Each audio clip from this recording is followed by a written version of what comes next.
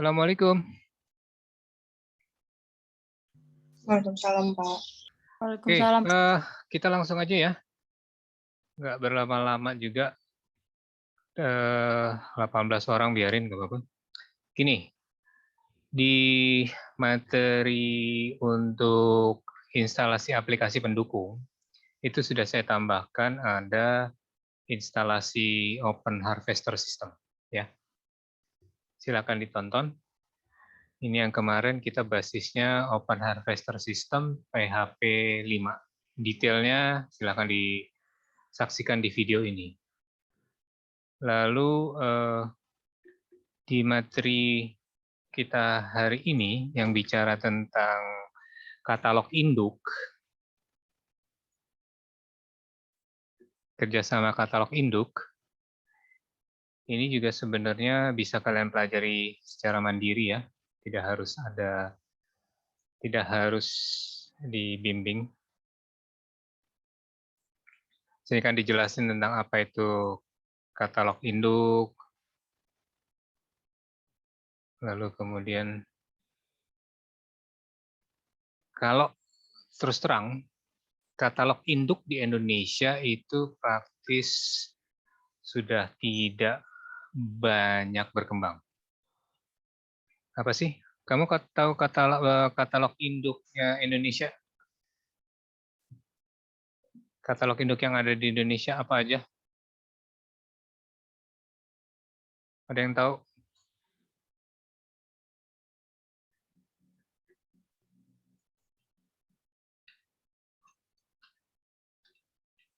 Pernah dengar ini, KIN?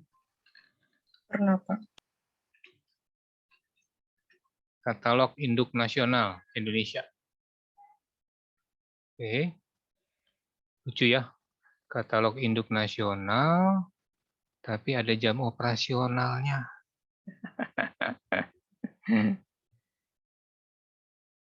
Perpustakaan mitranya siapa aja nih? Tempo, Akademi, Sekolah Tinggi. Oh, udah banyak, bagus. Judul. Oke. Perpustakaan Mitra. Nah, ini dia.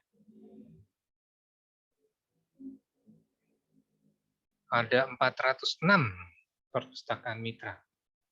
Ada, 4058. Benar 4058? Kita coba cek.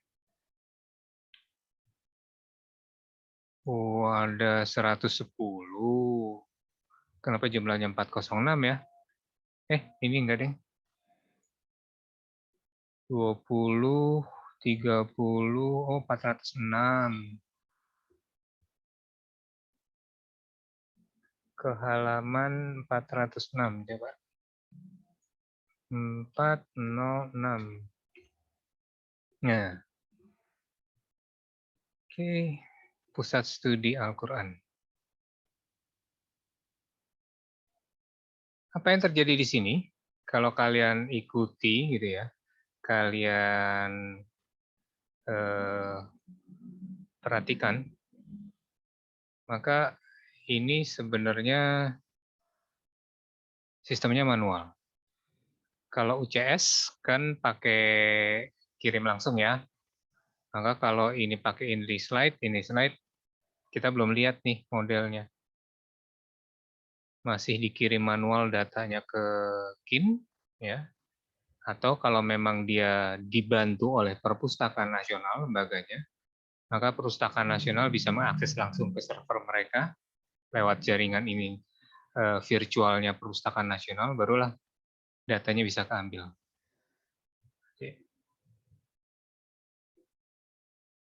Nah, yang menarik, ini buat apa?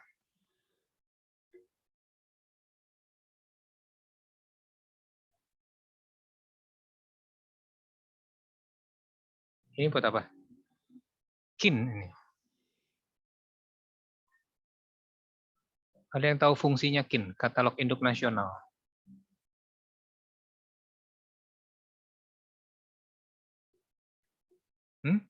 Nggak ada yang tahu? Buat apa kita ngumpulin kin?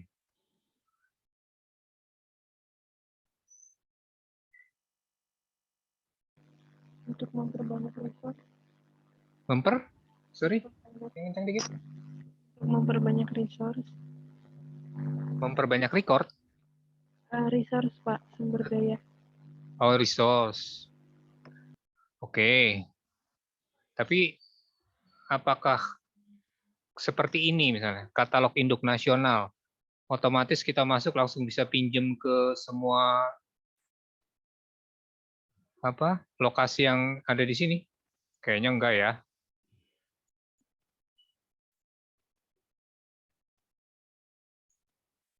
Apakah kalau kita tahu di sini maka bisa langsung pinjam?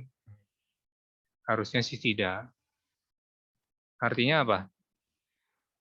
Bukan resources-nya memperkaya. Apa?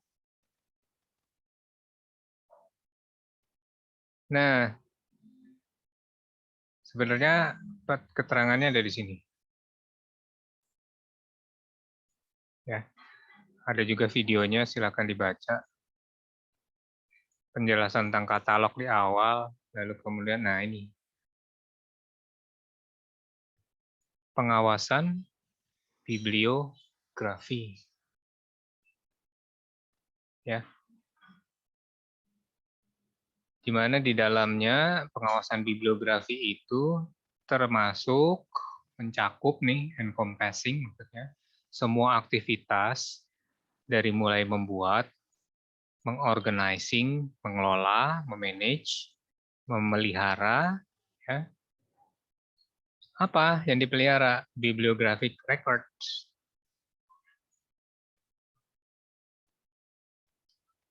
Nah, kalau KIN, maka katalog induk nasional berarti memelihara seluruh data bibliografi yang ada di negara tersebut.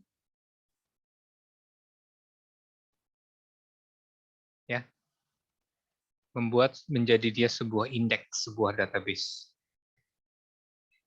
Sehingga kalau itu bibliografi nasional pun dia pasti akan spesifik. Biasanya kalau bibliografi nasional, nanti di belakang kita akan bahas, kalau katalog induk adalah biasanya koleksi yang dimiliki oleh perpustakaan. Makanya kerjasama katalog induk itu pasti isinya adalah berbagi resources apa? Katalog. Nah, dilanjutkan kerjasama katalog induk tadi, biasanya akan bisa dilanjutkan dengan interlibrary loan. Jadi kalau ada katalog induk, maka biasanya kerjasama berikutnya yang paling sering dilakukan harusnya adalah interlibrary loan. Nah, kenapa katalog induk dan pengawasan bibliografi ini jadi satu? Kalau di level nasional, maka katalog induk itu menjadi catatan siapa pemilik karya sebenarnya.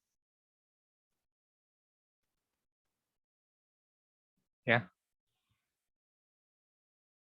Kan kalau definisi bibliografinya skill of art. Kadang-kadang nyebutnya art juga. Jadi bukan lagi sekedar kemampuan, tapi seni. Seni seni tentang mengelola pengetahuan. Ya. Untuk apa? Untuk bisa ditemukan. Itu pengawasan bibliografi. Sekali lagi, bibliografi kontrolnya di sini, jadinya kita bisa tahu dengan cepat siapa sih pengarang yang sebenarnya dari sebuah karya. Kan kalau perpustakaan sekolah, dia tidak punya tenaga pendidiknya, tenaga perpustakaannya tidak punya keilmuan, ya, tidak punya keilmuan tentang perpustakaan. Problemnya apa? Dia bisa bikin sembarangan kan? Judulnya tidak sesuai dengan aturan MARC, atau juga tidak sesuai dengan aturan ACR 2, atau tidak juga sesuai dengan standarnya Dublin Core misalnya. Ya, judul oh Harry Potter, ya udah dia nulis cuman Harry Potter 1, Harry Potter 2, Harry Potter 3, selesai kan. Nah, begitu dia kerjasama, munculnya apa? Harry Potter 1, Harry Potter 2, Harry Potter 3. Padahal Harry Potter 1 sebenarnya adalah Philosopher's Stone, judul aslinya.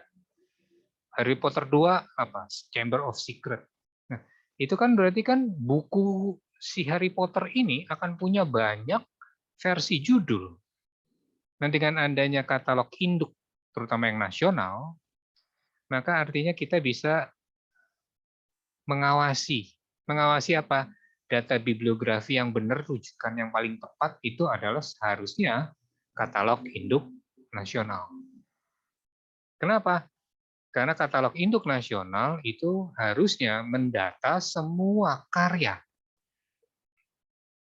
yang dihasilkan oleh warga negara di wilayah perpustakaan itu berada. Katalog induk Perpustakaan Nasional Indonesia berarti ya semua karya warga negara Indonesia harusnya ada di katalog induk.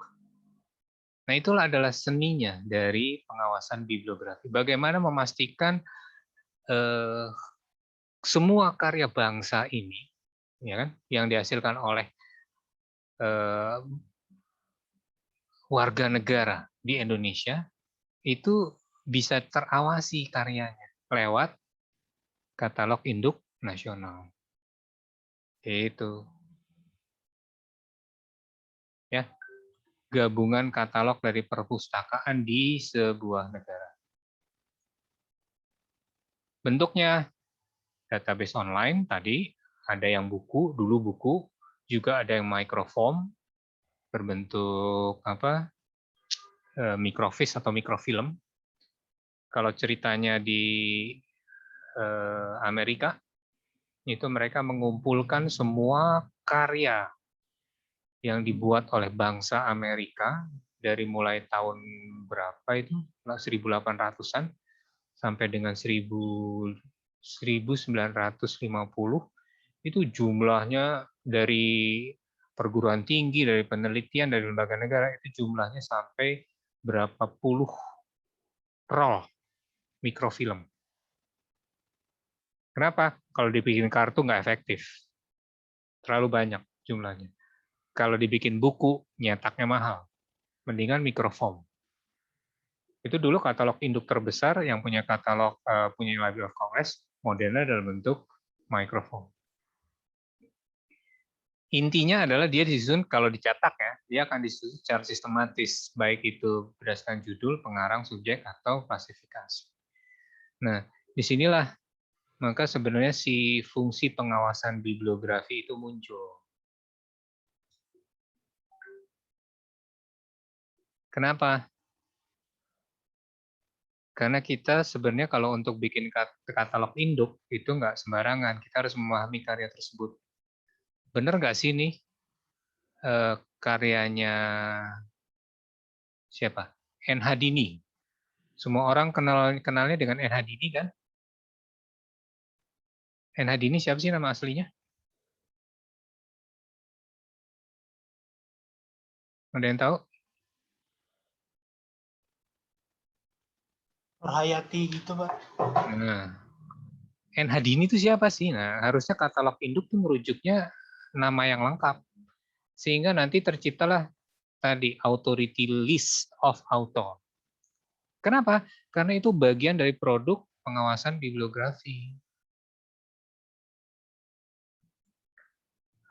Karyanya N.H. Dini yang judulnya terakhir apa judulnya sebelum dia meninggal? Nulis apa bukunya? Itu ada berapa halaman? Ilustratornya siapa? Yang nerbitin siapa? Deskripsi karya itu harusnya tercatat dengan lengkap.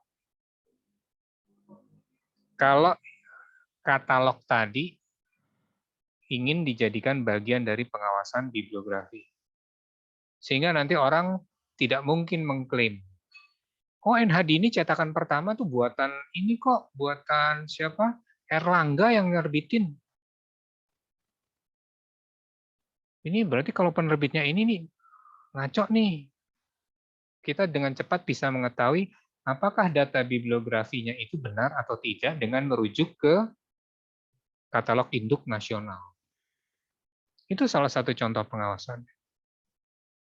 Tentu setelah dicatat, ya kan, difahami, ya harus bisa ditemukan lah.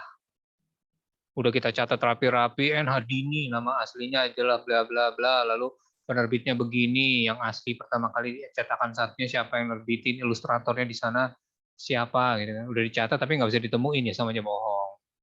Makanya rekornya tadi harus bisa ditemukan. Pun kita harus bisa mendapatkan karya terkait berdasarkan informasi dari catatan deskripsi. Sudah bisa ditemukan kembali, bisa di karyanya yang berhubungan juga langsung ketemu. Oh, ini NH Dini, kemarin ini ada jilid 2-nya, jilid 2-nya ada di sini ya. Jadi, pengawasan bibliografi itu sebenarnya akan tercipta dengan sendirinya kalau kita membuat katalog ya, atau data bibliografi dengan baik dan benar. Baik yang tradisional maupun yang digital. Nah, dengan adanya KIN yang online, maka pengawasannya kan semakin keren. Kerjasama katalog induk, apa keuntungannya? Silakan. Copy cataloging, gampang banget. WordCat. Oh, kita nggak tahu ini nama aliasnya siapa sih? Coba kalian di WordCat cari. Jangan-jangan pengarang luar negeri yang kalian kenal sebagai Mr. X itu nama aslinya adalah apa? Di WordCat jangan-jangan ketahuan. Karena kalau di WordCat, dia adalah katalog induk seluruh dunia. Tentu datanya harusnya terawasi. Oke. Dengan adanya kerjasama katalog induk, pemasokan cantuman yang berkualitas. Berkualitas ya, jadi nggak sembarangan orang bisa bikin katalog sebenarnya. Menyangkut bibliografi maupun otoritas resminya siapa. Ya kan? Tadi saya bilang kan, kalau semuanya sudah kekumpul, loh NH Dini ternyata macam-macam. Ada yang NH Dini, ada yang bla bla bla Dini, ada yang N-nya disingkat, D-nya siapa, Dini. Ya.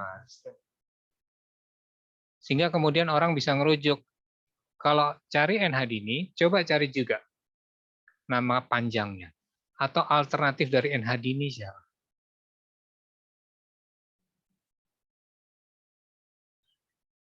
Nama kalian sudah belajar ini kan, pengolahan buku bahasa Arab.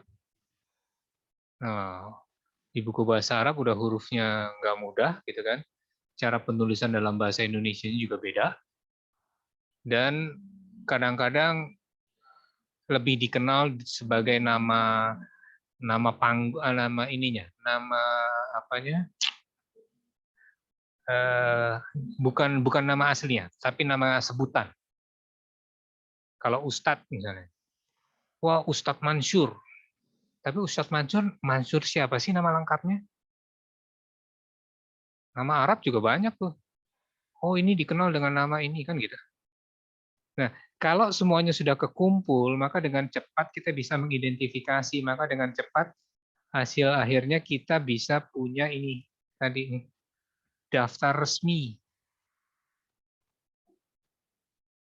PDDI sekarang, dulu PDII, sebelumnya PDIN. Siapa yang bisa tahu kalau nggak ada catatan tadi? Orang nyari, saya pengen tahu PDDI itu sudah mulai melakukan kegiatan pengumpulan Kalian belajar kan sudah tahu jaringan. PDDI karena kalian adalah tahunnya sekarang PDDI doang.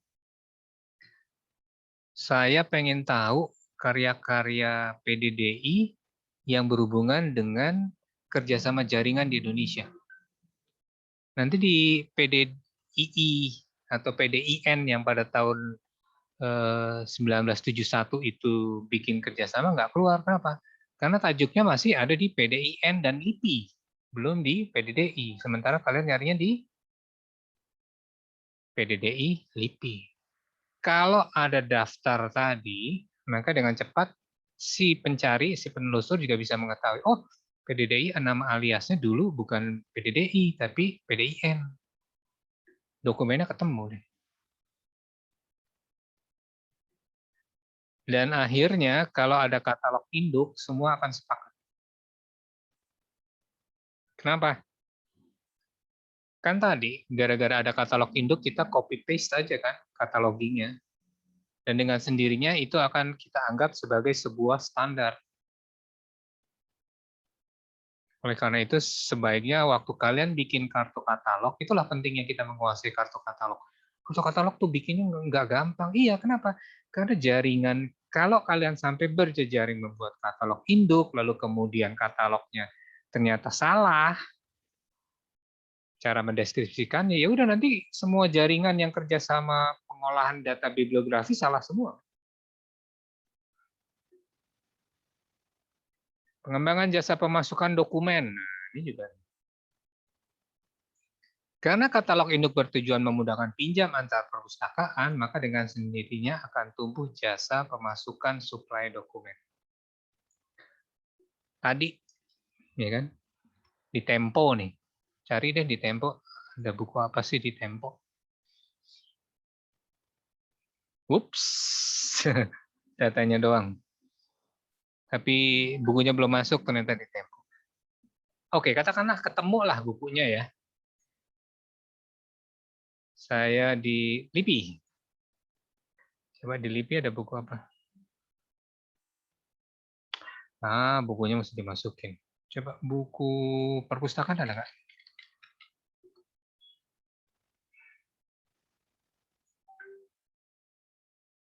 Perpustakaan. Oh, balik lagi ke beranda.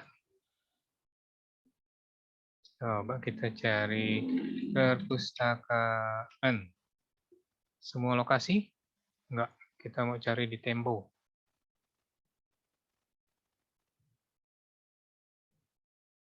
Ya, nggak ada juga. Oke, baliklah. Contohnya jelek nih ternyata. Nah, kalau kita tahu di Tempo ada buku yang kita inginkan, maka kita bisa kontak tuh. Oh, Tempo. Kontaknya di mana? Oh, si ini. Nah, Mr. X di Tempo. Teleponlah. Pak, ini kita butuh informasi ini ada di bukunya Tempo, judulnya ini. Bisa nggak kita minta informasi? Oh, boleh. Tapi Anda harus daftar dulu sebagai anggota. Ya sudah, pokoknya intinya Anda kan akan mendapatkan dokumennya kan? Apakah dengan harus menjadi anggota dulu? Apakah harus dengan membayar?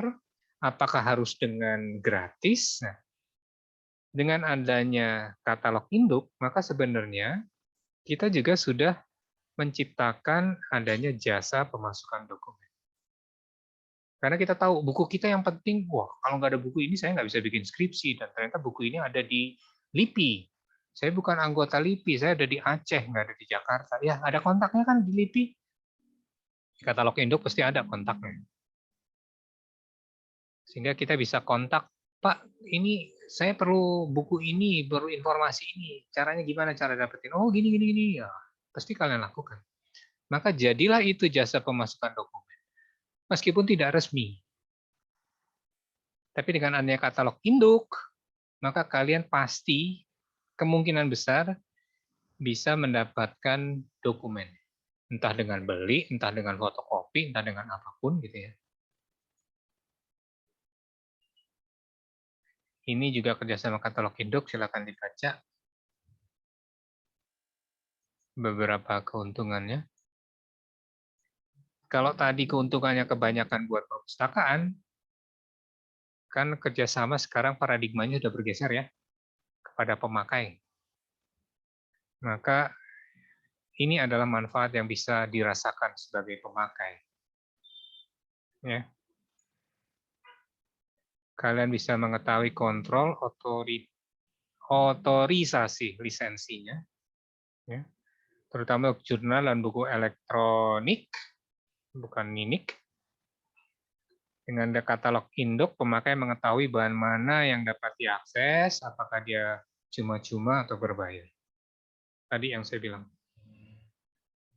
Dan jelas-jelas kalau di katalog induk itu disebutkan, pasti ya lokasi barangnya ya ada di perpustakaan itu.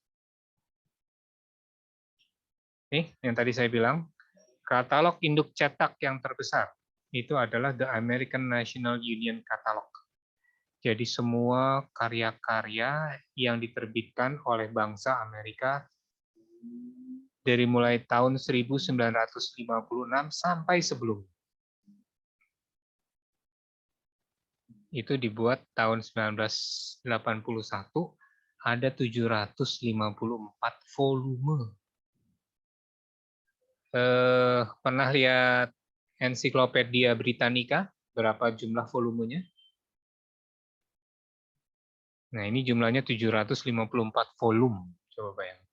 Dan inilah kemudian yang kemudian dibuatkan mikrofilmnya. Nggak mungkin ngirimin buku 754 volume gitu kan dengan cepat. Tapi kalau dalam bentuk mikrofilm dalam hal ini akan lebih mudah. Dan katalog induk terbesar online itu adalah Word Catalog. Ini di Indonesia. Nah, di Indonesia sebenarnya ini nih. Tahun 2007 kita sudah wajib. Tapi ternyata 1980, ya kan? Tahun 2007, baru tahun 2008 lah KIN terbentuk. Sayang ya, 1980 ke 2008 datanya gimana? Apakah sudah ada elektronik semua? Saya nggak yakin. Apa data komputernya masih dirawat dari tahun 1980 sampai dengan 2008? Oleh karena itu, disitulah reservasi harusnya masuk. Oke, ini tujuan KIN yang ada di undang-undang. Dan kemudian ini cara kerja yang pernah kita bangun dengan UCS ya. Lalu sinergi perpustakaan di Indonesia ternyata masih sulit. Even KIN yang ada di KIN itu ternyata belum bisa ngobrol dengan sistem SLIMS. Saya bikin penelitian, tapi ternyata penelitian saya nggak ada yang baca. Saya lihat readernya cuma sedikit ya yang membaca. Penelitian apa? Sebenarnya sudah bisa antara SLIMS dengan katalog induk untuk dirubah ke Mark, itu saya sudah bikinkan aplikasinya. Tapi nggak ada tuh yang kontak saya. Artinya memang dianggap belum perlu kali ya. Padahal SLIMS itu dipakai di banyak perpustakaan di Indonesia. Kan seru jadinya. Oke. Koordinator Katalog Induk Nasional itu siapa sih? Kalau di Perpustakaan Nasional siapa direktoratnya yang bertanggung jawab? Berhubungan nggak dengan ISBN? ISBN apa? International Standard Book Number. Apa itu? Semua buku harus ada ISBN-nya, ya kan? Artinya kalau semua buku di Indonesia udah ada ISBN-nya, berarti kan sebenarnya semua buku harusnya terdaftar di unit ISBN kan? Apakah unit ISBN yang bertanggung jawab untuk mengelola katalog induk nasional Indonesia dalam hal ini? Ayo. Kenapa mesti dipisahin dengan lembaga lainnya? Ngobrol nggak tuh dua lembaga yang terpisah itu untuk menghasilkan katalog induk nasional? Apakah semua yang didaftarkan di ISBN, di Direktorat ISBN Perpustakaan Nasional, otomatis masuk ke KIN? Nah, kan jadi pertanyaan. Oke. Prospeknya apa nih dengan kondisi seperti sekarang, apalagi dengan kondisi pandemi? Sekarang juga ada kan layanan ISBN online ya, kalau nggak salah. Oke, silakan nanti ada tugas refleksi. Saya stop share screen dulu. Ada pertanyaan sampai di sini? Silakan dibaca.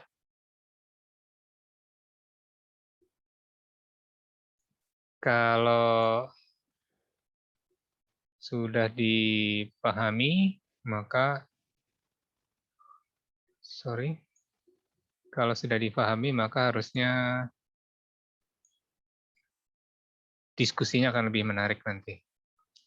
Ataupun tadi hot question. Nah, sekarang saya kembali ke layar.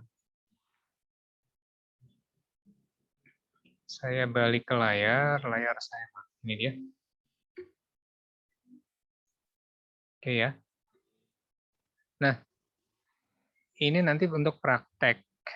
Saya akan tugas kalian nih, tugas praktek. Harus kalian lakukan. Kan kemarin waktu di video yang sebelumnya sudah saya jelaskan bagaimana menggunakan OHS ya. Silakan gunakan OHS itu dengan PHP 5 gitu. Untuk yang nanti situsnya akan saya sediakan online. Tapi kalian harus yakin bisa menggunakan OHS dengan baik dan benar dulu di lokal. Barulah nanti saya akan siapkan yang online-nya. Nanti kita akan bikin sama-sama katalog induk gitu. Tapi basisnya bukan UCS, tapi berbasis OHS. Kemarin contohnya kita bikin katalog induk apa? Katalog, artikel indeks artikel majalah, ya kan? Bukan katalog, tapi indeks artikel majalah. Maka bisa nggak kita bikin OHS ini sebagai katalog induk? Bisa. Nggak percaya? Nah, nanti kita cobain.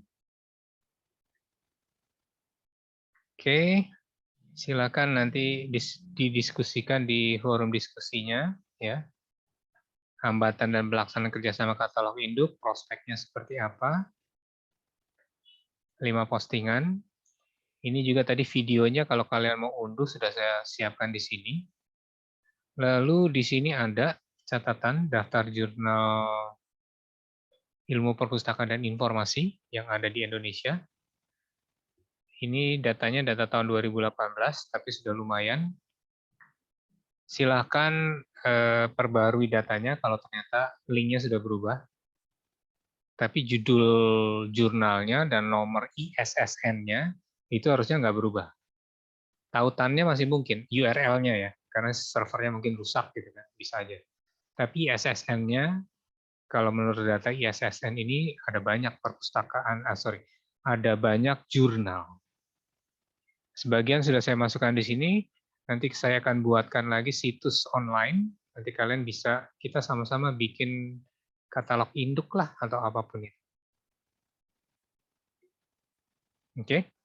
Nah sekarang, sebelum masuk ke materi berikutnya tentang Open Archive Initiative, protokol OAI, maka saya akan mendemokan dulu bagaimana OHS itu bisa dijadikan untuk